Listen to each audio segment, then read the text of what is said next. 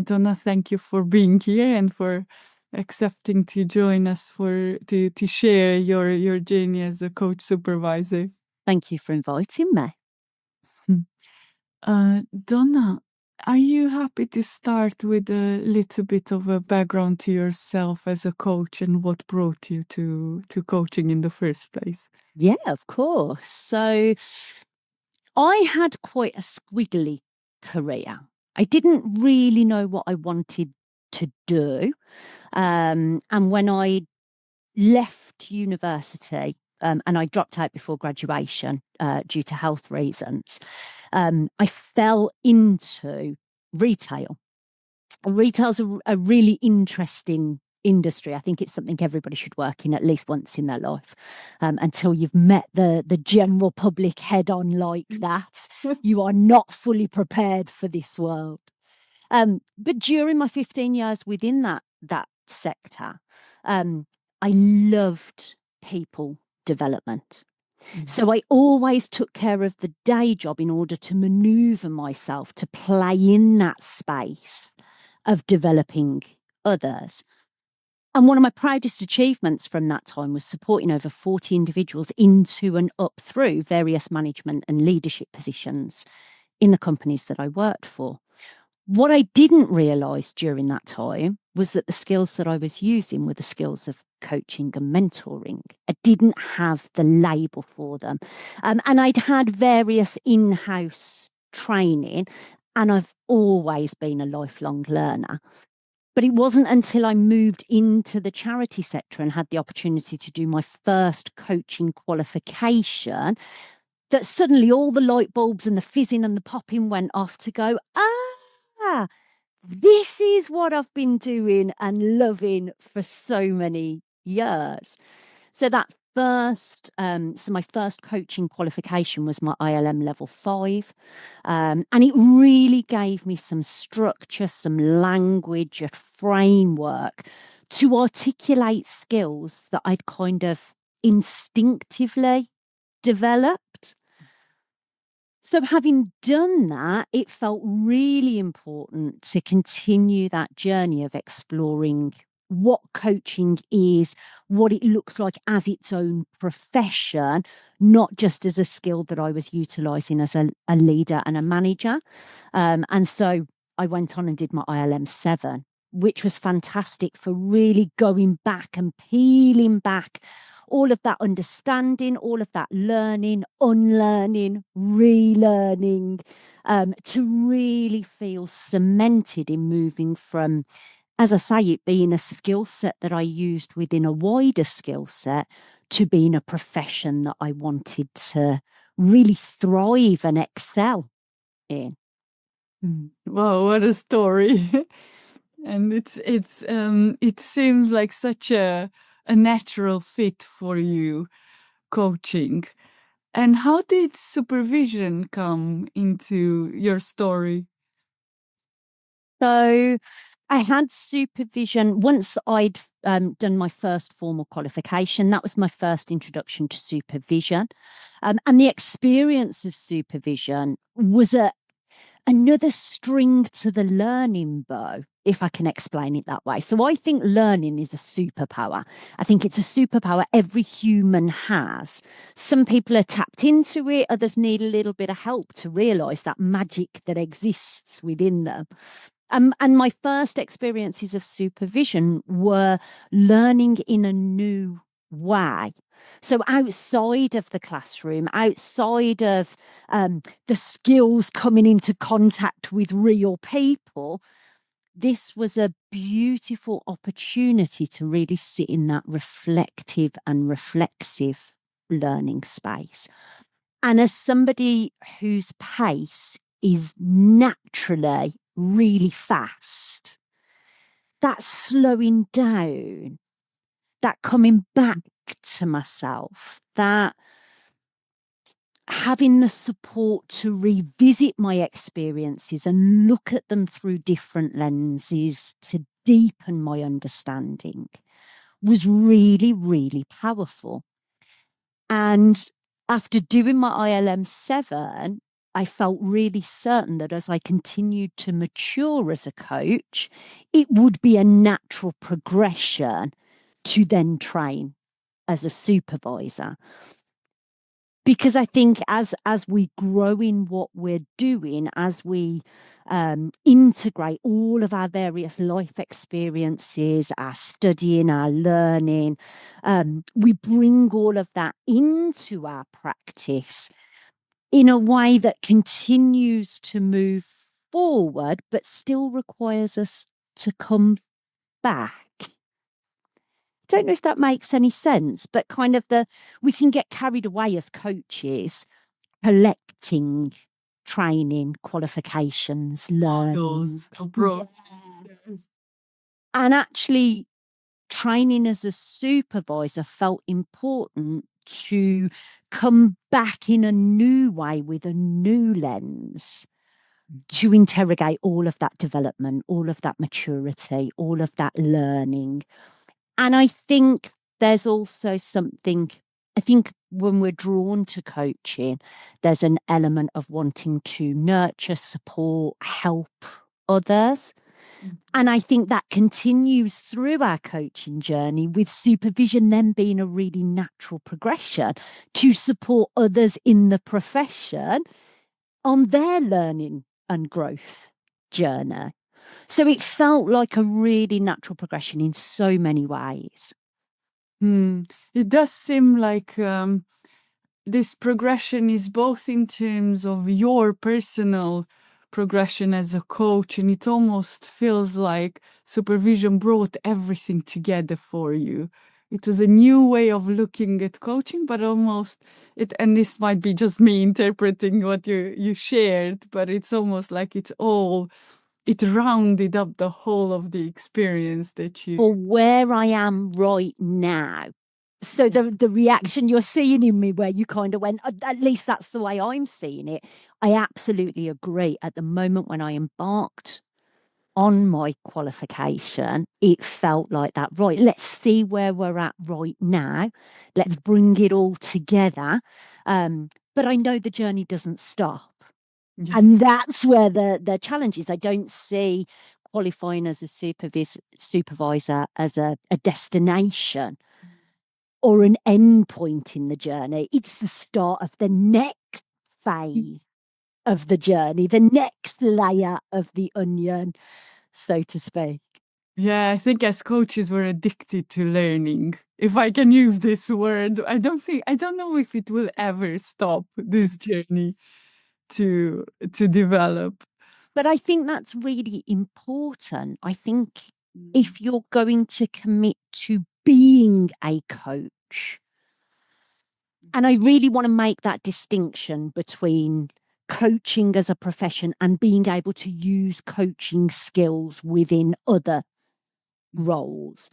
If you want coaching to be your profession, I think that requires a commitment to both personal and professional development.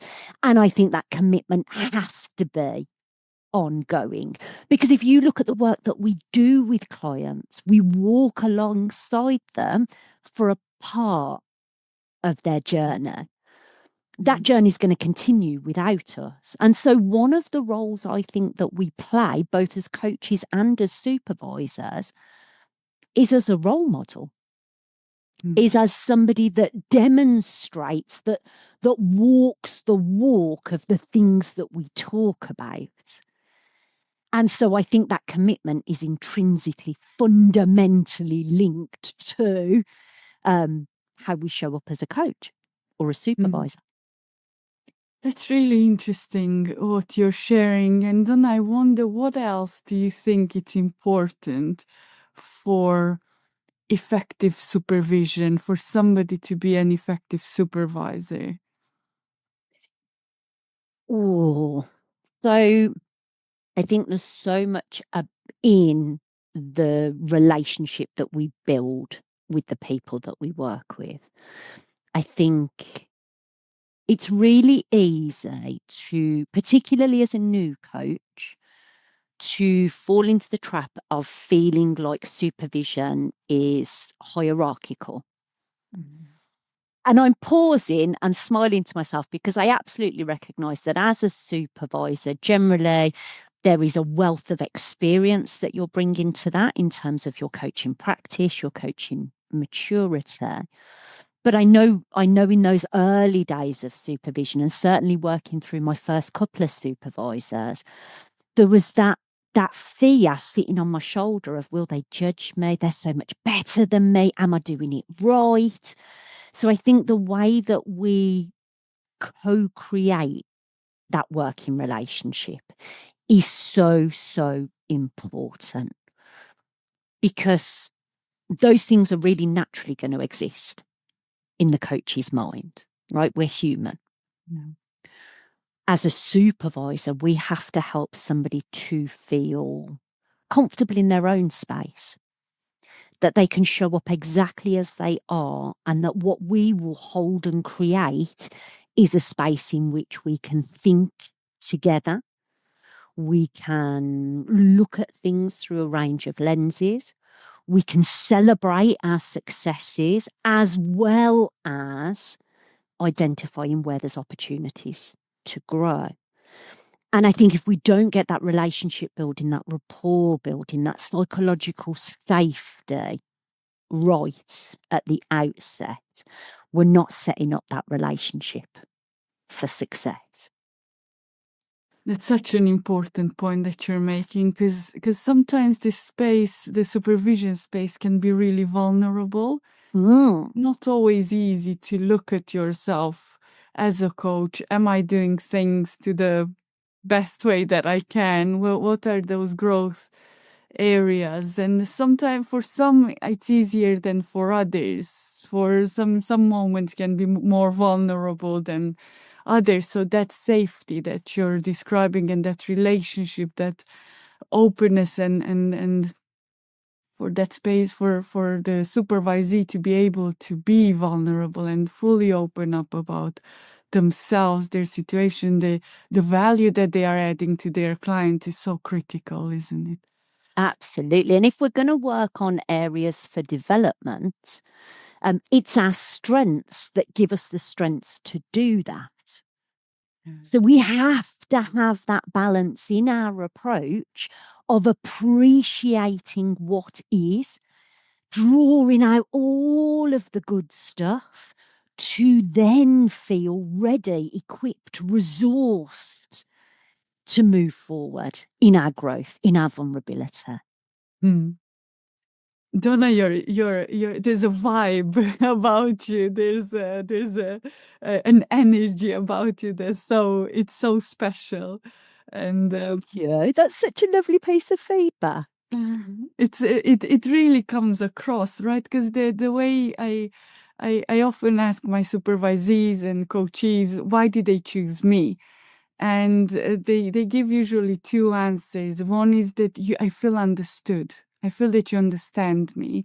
And the other one is the rapport. It just feels right. It feels right. And the way we come across, our energy, or the rapport that we build, will be one of the big decision makers for somebody to choose or not to choose to work with us. Absolutely. And I love that you're picking up on that, the energetic level.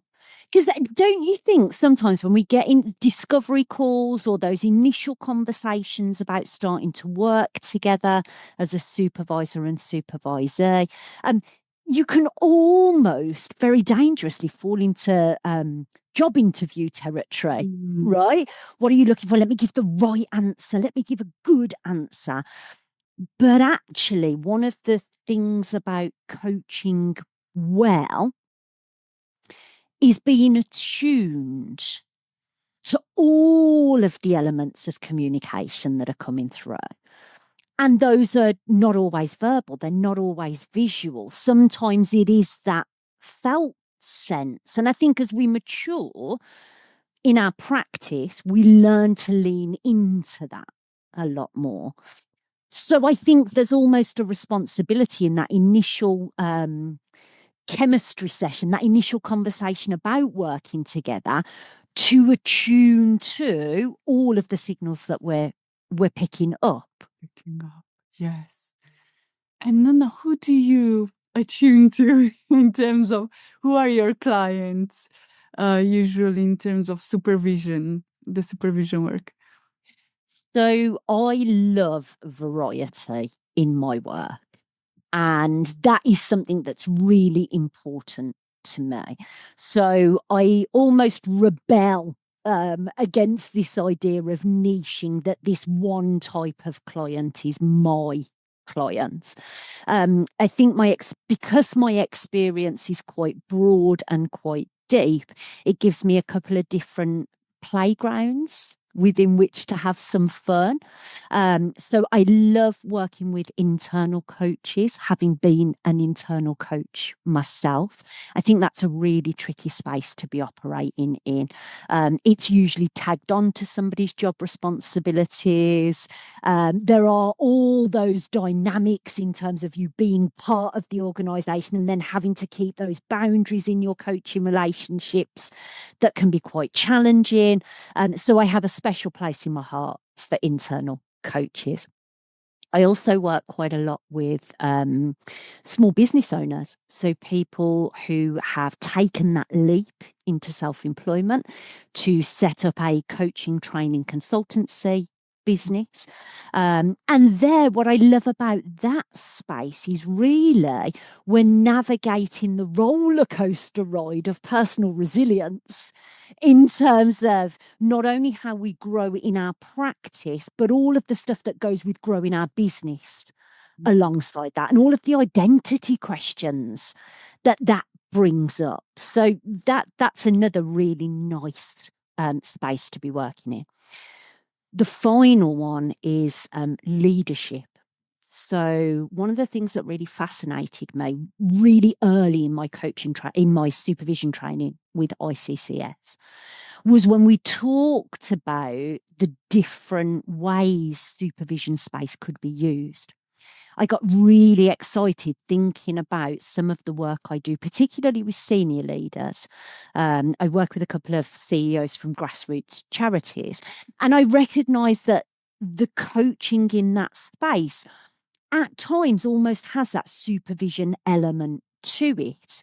And so as I went through my training, exploring for myself what it would look like to create that supervision space for leaders, so they're not directly coaching, but all of those things around understanding self, managing the relationship, enabling growth and insight, all of those core competencies stand true for people in leadership positions.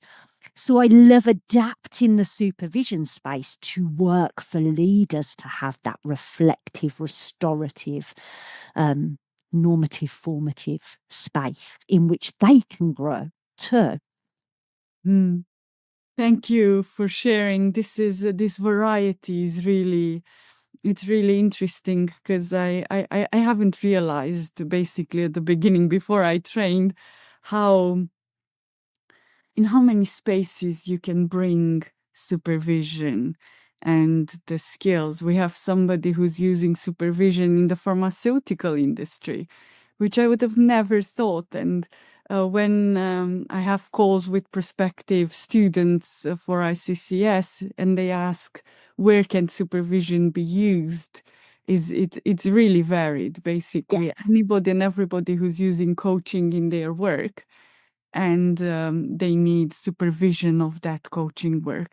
And I feel like especially those people who use coaching not as their primary role, they might need even more support in terms of those coaching skills because it's not their everyday job or main skill that they are using or approach that they are using. Absolutely. Yeah, I'd agree 100% there. It's that and I suppose this is where kind of the formative and normative elements are really, really helpful for those people using coaching in a mix of other skills, understanding for themselves where they might be muddying the water in terms of approaches, what impact those approaches might be having, where there's an opportunity to tweak or step back or be more curious in terms of what could happen next. Yeah, you've sent off a whole fizzy spark of ideas in my head there. I think you're right. I think supervision is really versatile and really necessary. I love that it's becoming much more commonplace in the workplace narrative.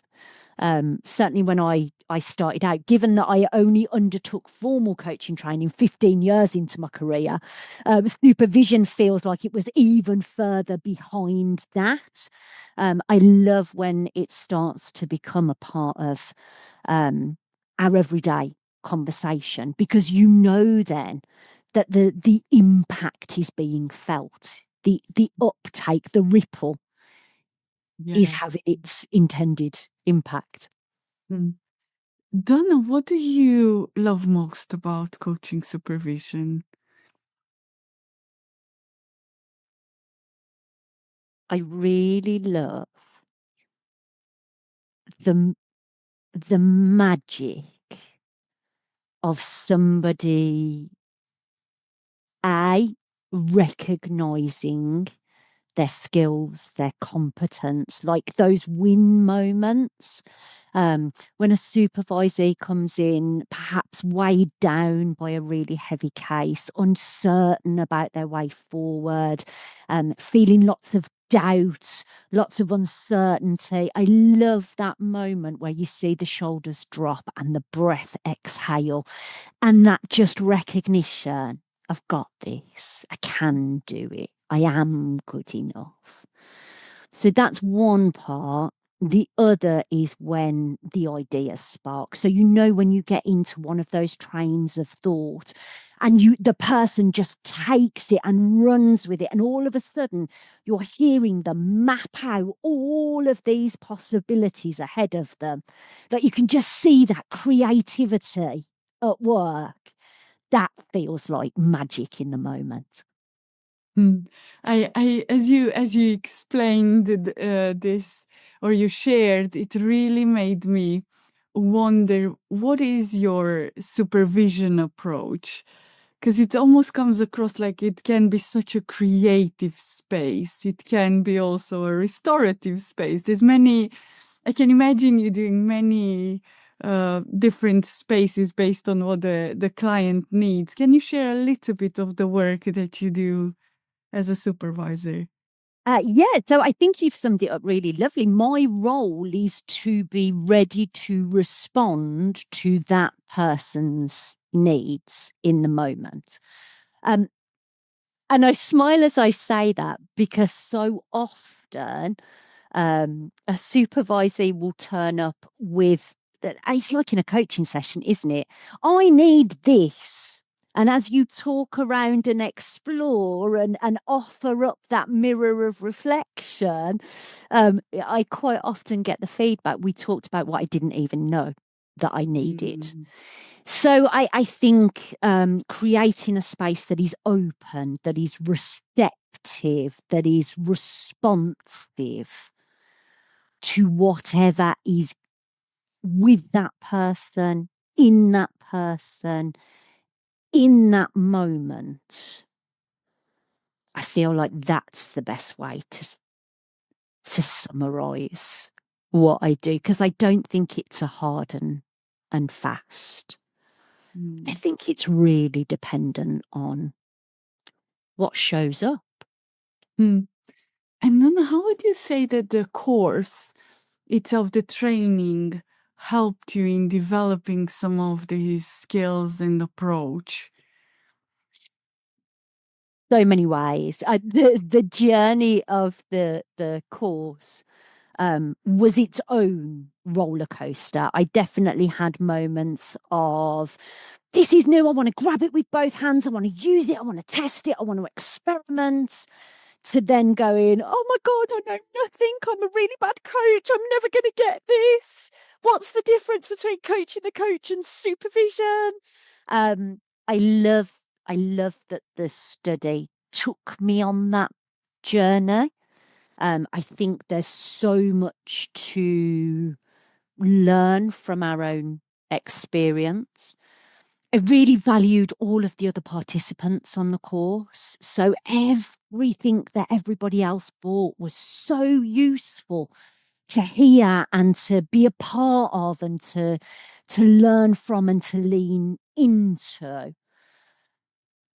I really valued the tutors and the experience that they brought and the differences in their approaches. Again, going back to that role model thing that I mentioned earlier, looking at the way those sessions were led and held and structured and supported, there was lots to glean from that. I actually really enjoyed the process of the reflective essays. And I'm quite surprised as I say that. So I didn't enjoy my ILM essays. And at times they felt a little bit like tick box exercises rather than things that were furthering my learning. I didn't feel that way about the assignments attached to this qualification. They really were opportunities to work through my own thinking, my own perspective, and see where I got to on an idea.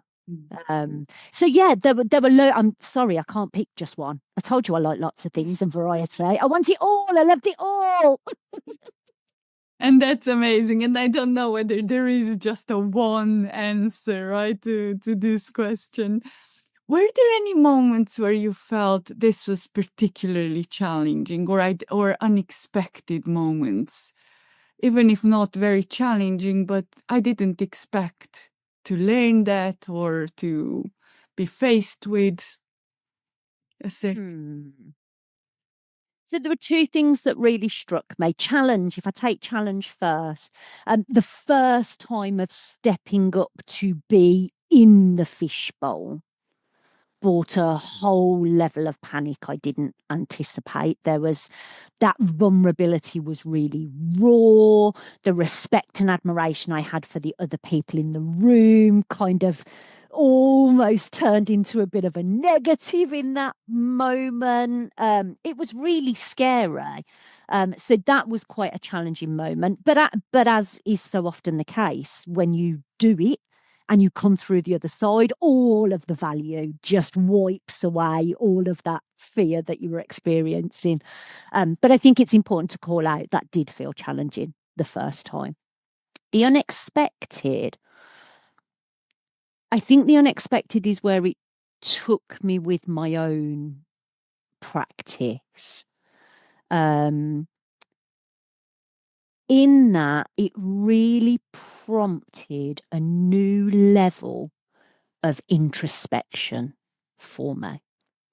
It really brought up the question. Is it a question? It really brought up my own exploration of doing versus being and what that means. It's not even over, right? It's not a one and done. What that means for my practice, what that means for me as a human, what that means for my business, for my clients, for my customers. It led on to, so I got to work with two awesome different supervisors. I've explored some stuff around shadow work, and all of that was prompted through going through the experience of the course. So I think it took me to what was unexpected was how deep the exploration took me. And I would say it shook me right at my human core with that question of being and doing. Wow, we hear very often students saying and alumni saying how this journey was transformative. The journey through the course was really transformative at a personal level, at being as a coach, being as a supervisor, this new role. And it almost sounds like, or it sounds like you've been through this journey yourself with all different levels, because you shared throughout this conversation, right, how supervision and the journey you've been on really impacted a lot of the areas that you work in and even personally. Absolutely. Absolutely. I mean, none of us are the same person as we were this time last year, but the shifts have been even deeper, even more fundamental, right in the core of my being. I think how I show up in the world is different as a result of going through that experience. Mm. And Donna, one of my last question would be, what's the future holding for you as a supervisor? Who knows? Who knows? What's so exciting about all of this, though, right? I love having the skills. I love having gone through the experience. I love that it opens me up to being able to support others earlier in their journey. I love that we're bringing this into the realms of management and leadership. I think all of that helps to contribute to the shift we're seeing in workplaces where there has to be a recognition of humanness as we move forward. That feels so crucial to where the world is right now.